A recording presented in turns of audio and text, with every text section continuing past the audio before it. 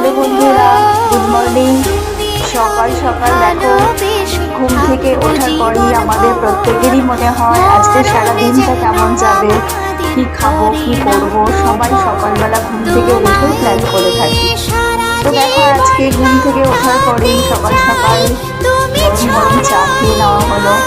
তারপরেই দেখো ব্রেকফাস্টের সময় হয়ে গেল। কি খাবো, কি করবো চিন্তা করতে করতে আজকে বানিয়ে ফেললাম দেখো গরম গরম ফুলকো ফুলকো লুচি আর ঘুগনি। সেই সঙ্গে রেখেছি দেখো একটা আমের লস্যি এক গ্লাস। তো দেখো এইভাবেই তো চলে যায় ব্রেকফাস্ট। তোমাদের কেমন লাগলো?